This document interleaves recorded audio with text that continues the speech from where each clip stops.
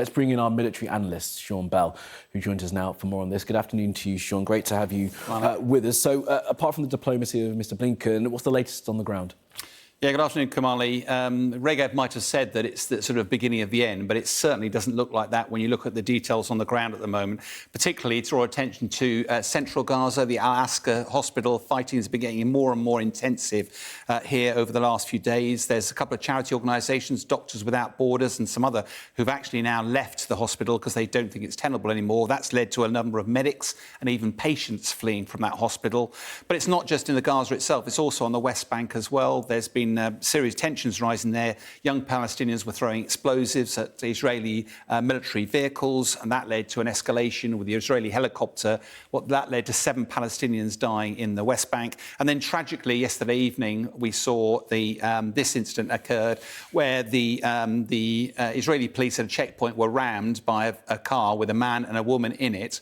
They immediately returned fire. We've frozen the video in a second, but subsequently the man and the woman in the car perished. But accidentally, it appears that a bullet strayed into the van ahead, and in there was a young girl, 3 to 4 year old young girl, who perished as well. So the escalations, it's not just in the Gaza, this tragedy is expanding. Absolutely. And look, you said Mr. Regev thinks that it might be the beginning of the end of the fighting against Hamas. What's your assessment of when this could be over?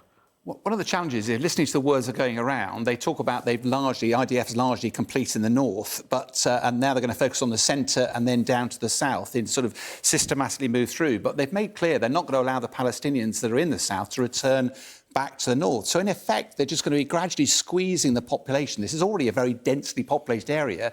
The south is going to get 3 times as densely populated as it was before, and yet that's where the focus of the fighting is.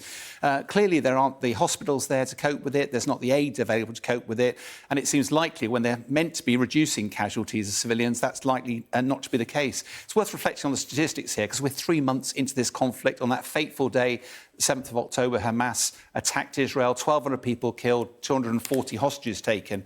Now, since then, several hostages have been released, some of which got killed, 129 left.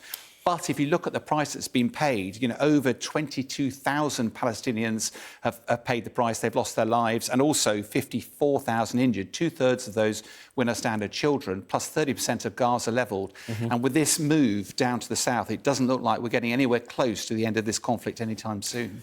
As we said at the beginning of our conversation, the US Secretary Antony Blinken is in the region. It's his 4th visit since the war broke out. What's he going to be able to do while he's there, do you think? I think what's key, you can see it written on his face, it's gaunt at the moment, and part of that is on a firefighting visit, trying desperately to appease the regional leaders to try to stop this escalating. But bluntly, it's already escalating across the region, not only with Hezbollah, but particularly in the Red Sea with the Houthis. Now, King Abdullah of Jordan, I think, was most telling, because he said there will be catastrophic consequences if the Israeli military offensive into Gaza was to continue. Now, as a military guy, 8 decades of fighting have proved that there's no military solution to the problems that are in there at all. And although the Israelis claim one of their objectives is actually to destroy Hamas, that's a means to an end. It's not an end in itself. And it's very difficult to see. The ground offensive, every day it goes on, casualties mount, humanitarian situation, it gets worse. And more crucially, it's making it incredibly difficult. It's not building the foundations of an enduring peace.